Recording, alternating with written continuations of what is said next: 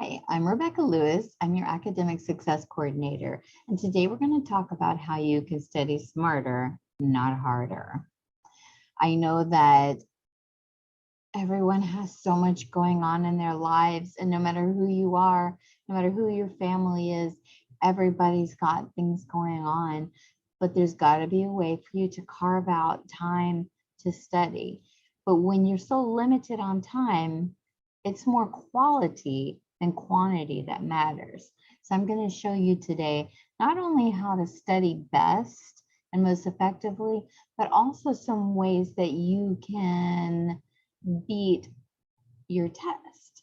Some tips and tricks and strategies on reading into questions and understanding how to choose answers, even if you don't have any idea what the answer is. So let's get started. So the first thing you want to know, the first thing you ask the teacher, everyone wants to know, what's going to be on the exam? What do I need to focus on? And most teachers are going to say, whatever I say, whatever's in the book, whatever's in your PowerPoint, whatever's in your notes. Not many teachers are going to say, okay, focus on blah, blah, blah, blah, blah, because they don't want to just give you what's on the test. They want to teach you how to think, how to learn, how to be able to figure out answers to problems that you're not quite sure of, how to use your higher order thinking skills. So what are you going to focus on? You're going to focus on the course content, which includes everything that your instructor gives you, and sometimes things that your instructor doesn't give you. Never be afraid to go out and do a little extra research on the material. Active note taking, which I'm going to tell you about. And if you add those two things together, that creates learning that lasts. Learning that's not just for tomorrow's test and then it's gone, but learning that is forever. So I'm going to show you a little bit more about this note taking in the next slide, but just a few tips. You're going to divide your notes into main ideas and keywords, vocabulary words, questions you might have for the instructor later, or things that you can look up on YouTube, that you can look up in your textbook. Something that really helps is visual representation. Visualization memory is one of the easiest ways to remember things. If you're in a car accident and the officer asks you what happened, you could close your eyes and you're going to think back and you're going to picture yourself driving, what was happening in the moment, what was going on around you, the sounds, the smells, the sights, and you're remembering. And you could remember so much better when you can visualize it in your head. So when you create visuals like concept maps and diagrams, I even color code. I love to color code, because when you're on a test and you've got 4 different groups of something, and you have each group in a different color, when you're taking the test, your mind will actually remember. If you visualize your notes, it will remember the colors and what was in there. So never be afraid of visualization. If you're not that kind of person, I'm going to show you some ways to become that kind of person. When should you start studying? This is just a little brief graphic on it. The best thing to do is to have class, study a bit that night or first thing the next morning, just to keep it refreshed in your brain. And give your brain a little bit of time, a little break, then study again before the test. Don't give a lot of time for your brain to forget. Repetition is the key. They say practice makes perfect, but I say perfect practice makes perfect. So you've got to study, but you've got to study correctly. And I'm going to show you a great way, an almost fail-safe way to study in a moment. Some different things you could do. Plan ahead. If you work 4 days a week, if you have soccer 3 days a week, if you're going to church 2 days a week, you've got your gym workouts every morning, whatever the case may be, you've got to make a plan and you've got to fit some time in. Usually the rule is 1 hour, but within that 1 hour, you need a 10-minute break. So out of every hour that you study, you should be taking a 10-minute break just to clear your head. There's only so much. Think of your mind as a room, and you're filling it with papers, and there's just only so many papers you can fit in there until you go back in there later and organize them and spread them out and get some kind of order going, which leaves more room. So you need that little bit of extra time for your brain to settle and learn these concepts. You're going to do some practice. You're going to take a break, as we just said, mix it up. Don't just study biology. Study 50 minutes on biology, take a 10-minute break. 50 minutes on English, take a break. Just mix it up a little bit. Again, because your brain can only handle so much. You're not going to want to just reread your notes. This isn't going to do the trick. And I'm going to show you on the following slide what the best way to do is. So this is a 5-day study plan that's pretty interesting. I'm going to save this video for the end of our workshop so that you can watch it. But if you struggle with making a plan and sticking to it, this is a great way to do it. I'm also going to share this PowerPoint with you guys as soon as I'm done delivering the workshop. So you'll have all these notes and these videos for you when you need them, and to share with your friends if you find that someone else is struggling.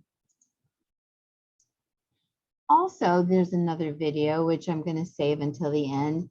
If you struggle with taking notes, this is a great way, and I do this myself, the best and fastest note-taking method that there is.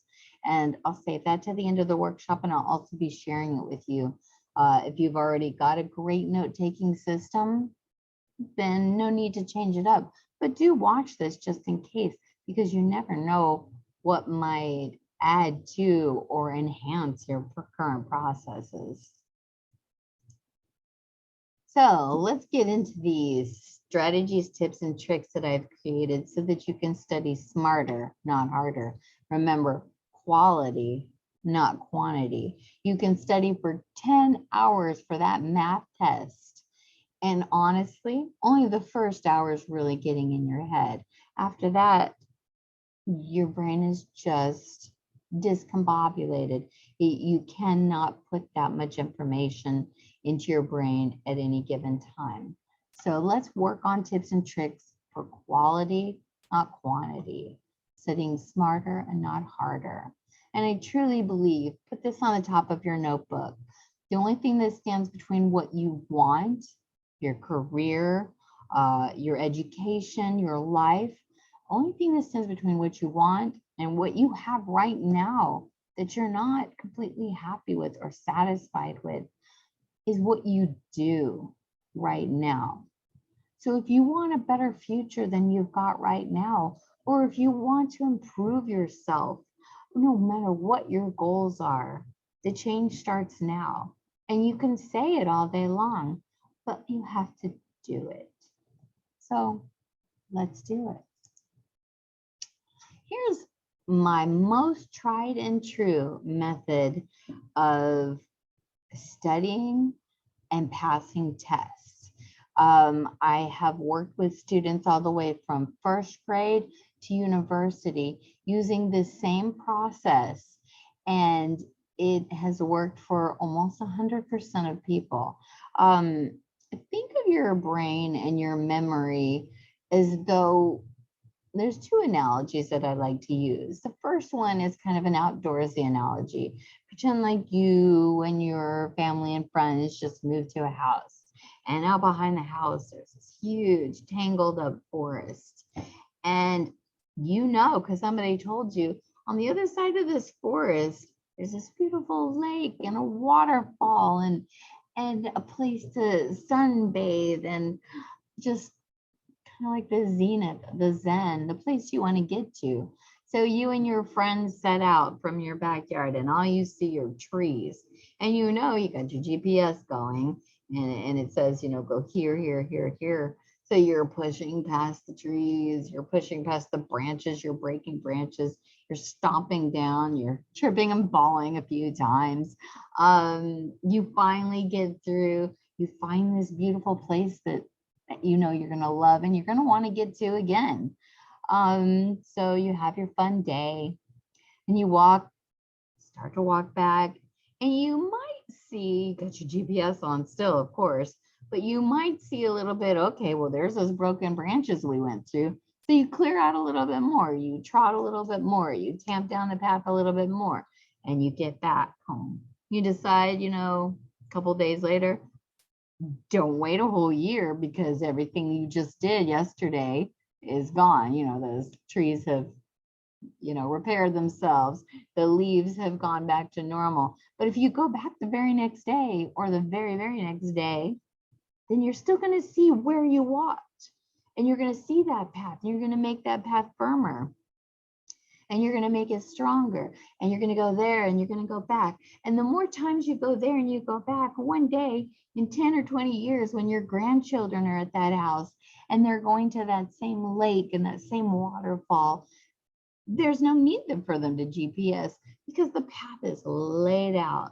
You did it. You laid out that path by repeating it over and over again. Even though it was hard the first few times, probably at this point, 10 years later, you could walk that path with a blindfold. Easy peasy.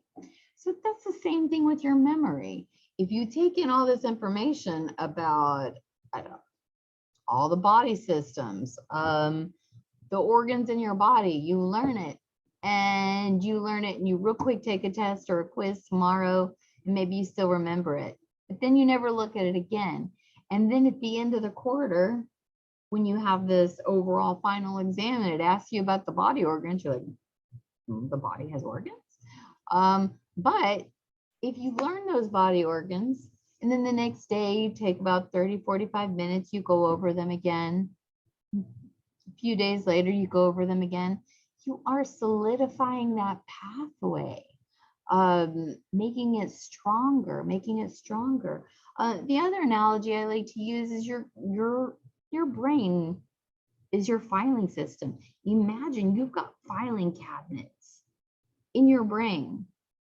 And as you take in information, when you're a little kid and you see your first animal, you learn animal. So now you've got a filing cabinet in your brain, animal, animal. But then you learn dog. And so now in that filing cabinet of animals, you've got dog, a folder for dog, and then a folder for cat, and a folder for bird. But then as you get older, you learn, oh, Dalmatian, Rottweiler, Chihuahua. And you've got, now in that folder, you've got little folders. And this just keeps happening all your life. But if you don't understand what you're learning, you cannot figure out how to file it correctly. If you don't understand what the organ is and what the organ does, you have nowhere to put that information. And if you have nowhere to put that information, when you need to retrieve it, you don't know where it is. Unlike if you learned all these dogs and somebody asks you when you go on Jeopardy, what's that white dog with black spots that's on a fire engine? And you're like, file, dogs, Dalmatian. So you knew what it was, you learned that, you applied it. So got to make sure that you understand the information, repetition and understanding. So here's my big suggestion to you. While you're taking notes during class, record your class. If you can get permission from your instructor, most instructors won't mind, especially if you're online. Often instructors will record the class as well. So make sure you do get permission first. You're going to create your study schedule for all your courses, like we talked about, 50 minutes of studying, 10 minutes of relaxation. Maybe do all your studying on Mondays, Wednesdays, and Fridays, or Tuesdays, Thursdays, and Saturdays.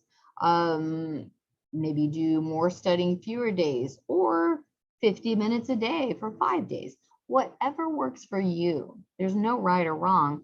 The right or wrong comes in consistency. So how to study.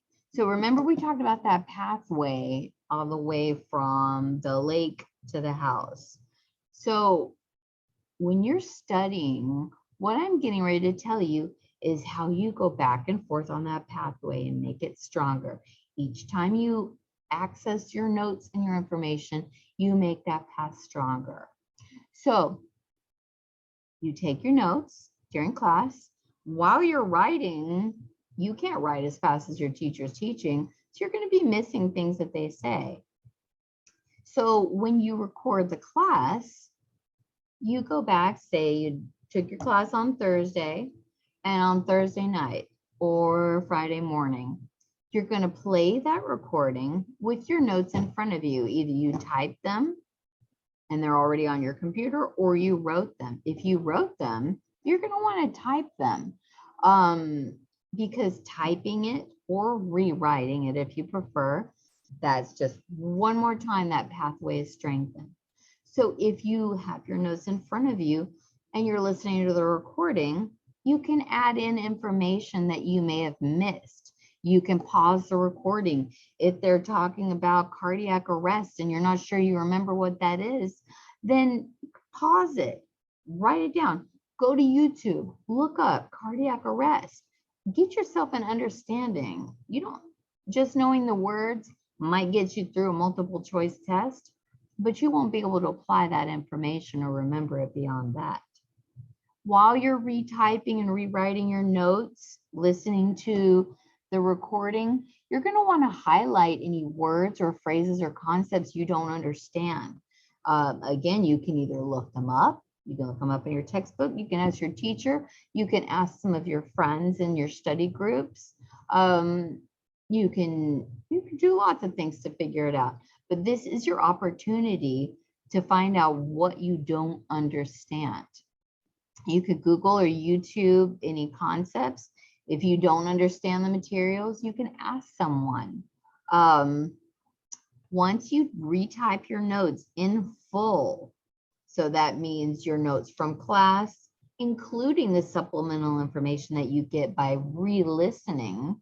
So let's see, you took the notes and you listened to class on the first day. The second day, you retyped your notes and added to it while listening to the class again.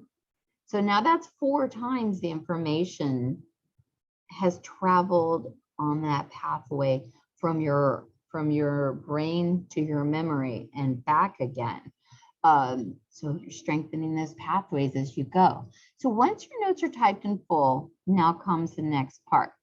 You're going to want to go to Quizlet. If you haven't done Quizlet, it is the most amazing and free application that will help you. Personally, I had to use Quizlet when I moved from Louisiana to Florida. I had a Louisiana teacher's license and I needed a Florida teacher license. And I had to take the Florida history teaching exam. And they gave me like 7 days to learn the entire Florida history. And I tell you now that history is my very worst subject, hands down. I don't like it and I'm not good at it, which is probably why I don't like it. Cyclical, but I was terrified. I am poor in history and I know that, and now I've got 7 days to take this test or else I can't be a teacher for another year until I can take this test again. So I went to Quizlet and it was really my first time using it for real. And I pulled up all the information. I pulled up, I'll show you guys in a minute, but I pulled up flashcards for the FTCE, the Florida State Teacher Exam, for the Florida History section, and all kinds of people already have flashcards on there based on them studying for that test. I also had my own materials. So I made my own flashcards and I went through those over and over for 7 days, 50 minutes on with a 10-minute break. And then in the evenings, 50 minutes on, 10-minute break. 7 days I did that. And I ended up passing the test. And I was surprised and pleased. But Quizlet has helped so many of my students since then, especially my students who are speakers of another language, really, really helps because you're able to look at the information from many different angles. So what you're going to do is you'll start your own Quizlet account, and you can make a folder for your program. If you're in elementary, middle school, high school, college, it doesn't matter. Make a program, make a folder for whatever course that you're taking. Make a folder for every course that you're taking. And then you can create folders within folders. So say you're making a math folder. Within the math folder, you can have algebra, geometry, arithmetic, whatever you need, statistics, whatever you're taking within those folders. And remember, as you're creating those folders, they're mirroring the folders that are actually in your brain, remember, in your memory, in your filing cabinets. So it works out really well. Using your typed notes, you're going to be creating flashcards in the appropriate folder. And I'll show you Quizlet at the end of this so you can see. You can also search for other people's flashcard sets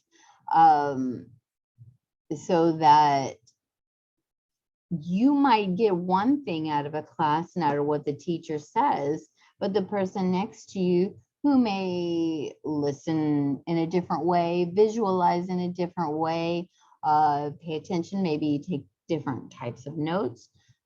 Look at other people's flashcards too, and you can include those people's flashcards in with your own. It's all free.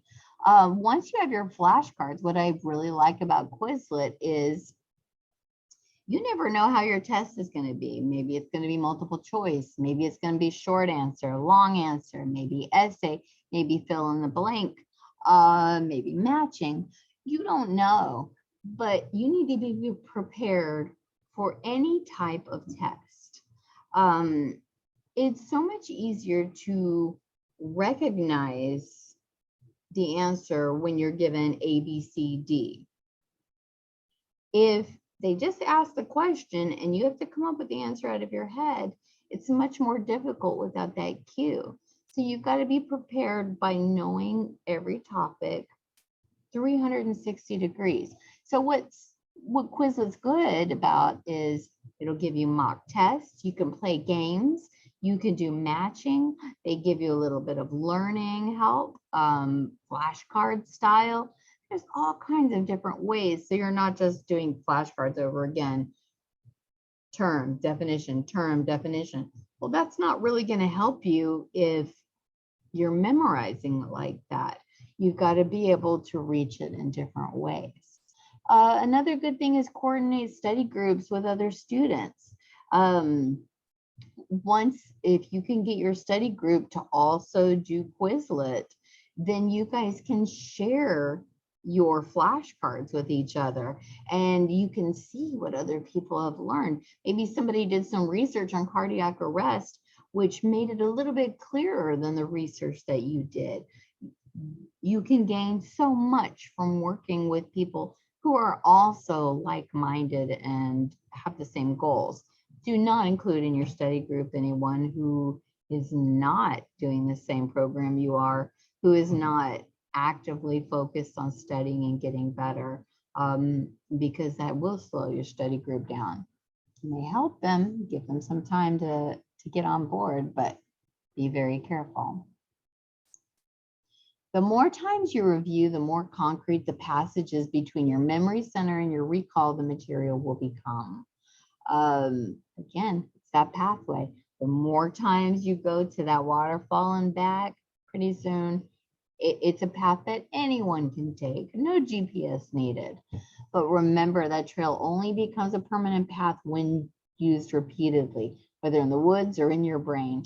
The more often you review and practice and understand the material, the more permanent the pathways become. So recall and retrieval will be simple at test time. And then even after that, when they call you for Jeopardy, you'll remember. And when you're 60 years old and somebody asks you, you're like, ha, and you remember because you put it there and you know where you put it and you know how to get it back. And then all your hard work and focus will pay off. So let's talk about getting started with Quizlet. Let's see. Well, it's not going to let us look at it. We will take a look at it at the end of this workshop.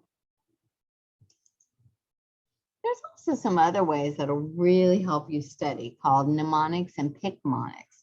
And what that does is that chunks information into easier ways to remember. So like our phone numbers, you remember your phone number or your social security number based on 334. Instead of 10 numbers, you remember 3 numbers, and 4 numbers, which is much easier to remember 3 numbers than 10 numbers. Mnemonics and picmonics are kind of the same way. They help you visualize, they help you chunk information. They've got picmonics for medical terminology. If you go and you type in picmonics for pretty much anything, they've got them on YouTube. A lot of places will try to charge you, but if you are diligent, you can find them for free on YouTube.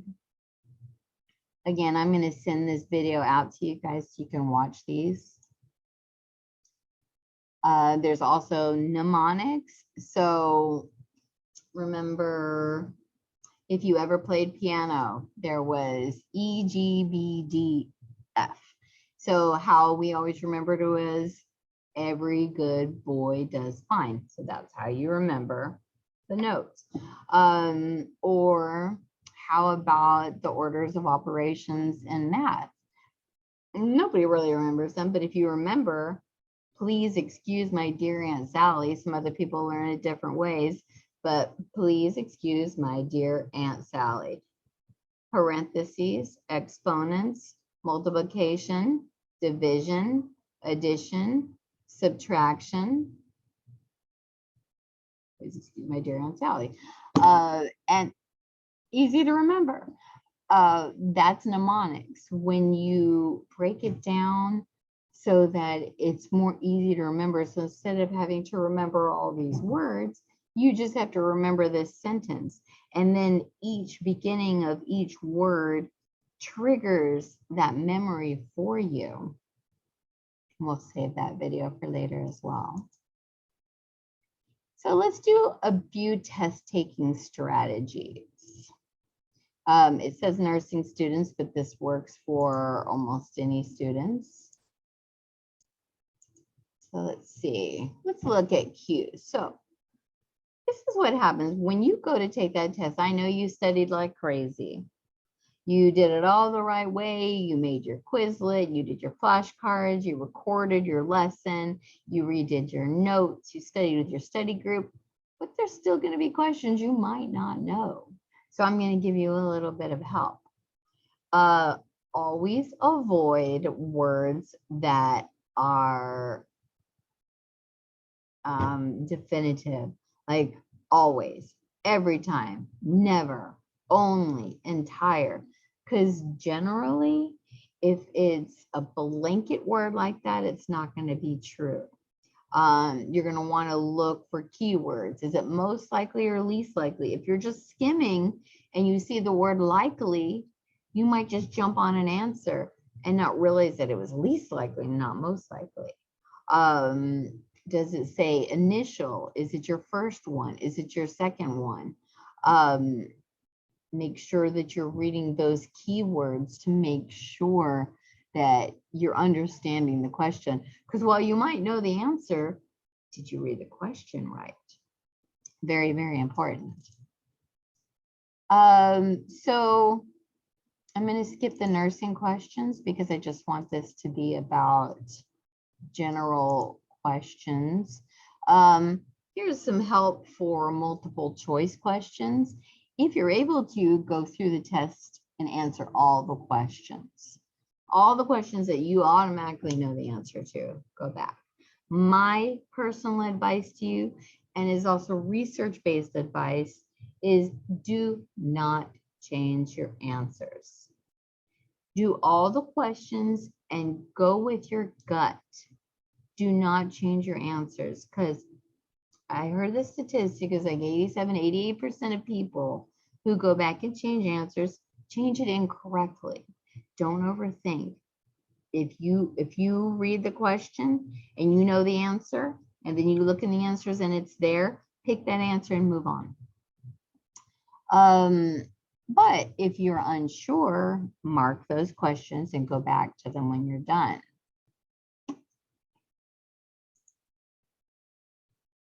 I'm going to skip past the nursing specific things. So here's some basic information for answering true and false questions. Usually there's more true answers than false. And you have 50% chance of getting it right or wrong. So read each statement carefully. Pay attention to qualifiers like never, always, and every, because that really changes things. If it's never, always, every, it means that the statement must be true all of the time, no matter what. And most often there's an exception to the rule. Qualifiers like usually, sometimes, and generally mean that it could be true or false based on certain circumstances. And remember, if any part of the question is false, then the entire statement has to be false. Short answer questions, those are really good to use for Quizlet with your flashcards. You can anticipate those questions by taking notes, by listening to your instructor, by doing the review in your textbook, reading the PowerPoints. Try never to leave any questions blank. Even if I have given points to students who have at least tried to explain, like they kind of understand the gist, but they don't remember the exact answer. But I know they're working on it, and I know they paid attention in class. They're just having trouble with that specific recall. So I will give partial credit if I know that they're on the right track. Not all instructors will, but if you're the type of person that is always there and always listening, always paying attention, chances are that you could get lucky with that. Let's skip into this. All right, so let's talk about some test taking strategies. Now remember, again, this is if you don't know the answer. You're going through the test, you're doing all the questions that you know the answers to based on your studying. But if you do not know the answer, here's some tips and tricks that can help you. I took a couple of psychometrics courses in my psychology degrees, and we were taught how to write tests. So these are actually research-based strategies that will help you. And again, I'm going to send you this PowerPoint when we're done. So we're going to go through them each. So absolutes. Generally, if it says always, all, never, only, every, forever, any of those absolute words, it's usually the wrong answer. Not always, but generally. Absolutes generally make answers wrong. So you want to make sure, usually, frequently, and often, those are going to be the more correct ones. Odd man wins. So that's pretty interesting and something you may have never thought of before. But the option that is most different in length, style, or content is usually correct. So let's go back. If all of them are kind of like this, and then this one is clearly different, that's usually the one that's correct. The correct answer is usually the longest or the shortest. If the other three are really long and one is short, or vice versa. If 2 or 3 answers say the same thing, try to think in different words. They can't all be correct. So try to visualize it. Try to picture it happening. Try to picture the actual, what the instructor described, or what you saw in the textbook, or what you looked up on the video. Try to put yourself in the place of the question. What would you do?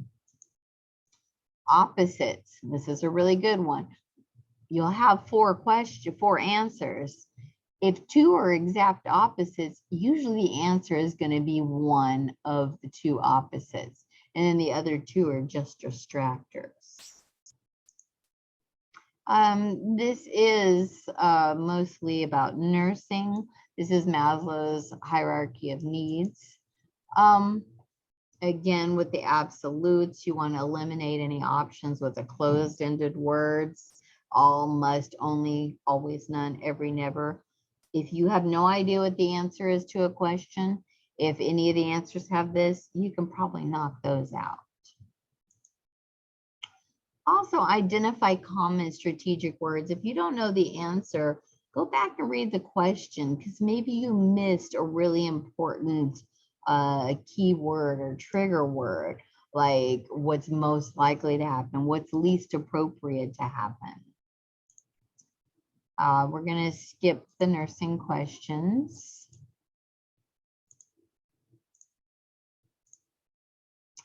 Here's one of those mnemonics I told you about, review.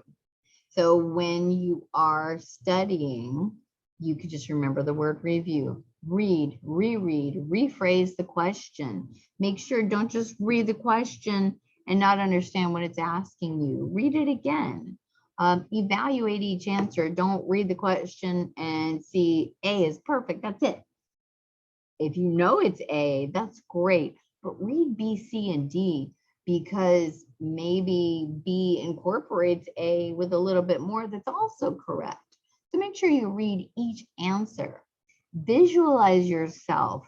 If they're asking you about a problem, like what would you do, put yourself in that scenario during the test. Don't just read letters and words on page, visualize it in your head.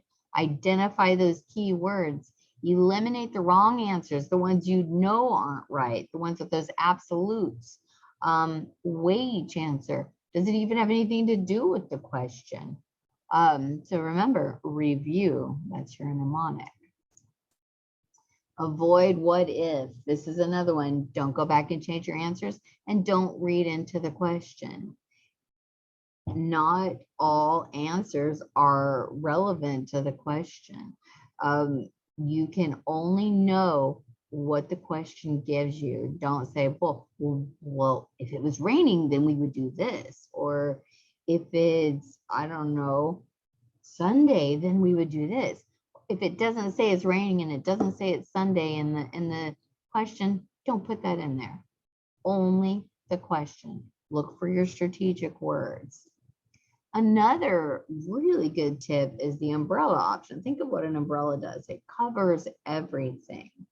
Your umbrella is a broad statement that incorporates all the answers. So if you get one of those questions where all four of them seem right, there's generally going to be an umbrella answer. Let me give you an example. This is specific to nursing, but you could understand it.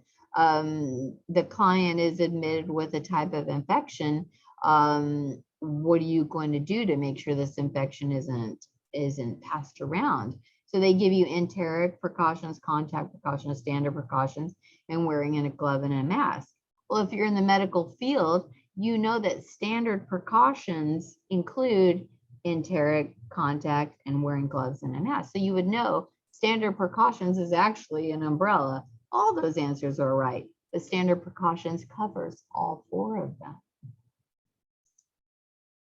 Anytime they give you ages, dates, specific things like that, time, it's usually important. I'm going to skip past the nursing information for you. We are actually going to break this workshop into another day. Next week, we'll be doing this at the same time from 12 to 1, and we are going to play a game so that we can make sure that you were paying attention, that you learn, that you understand everything that I told you. And then we're going to step into dealing with test anxiety. So that will be what we do next week. I'll be taking questions, and then I'll be sharing some of those videos with you. Let's take a 5-minute break and we'll come back and go back over those.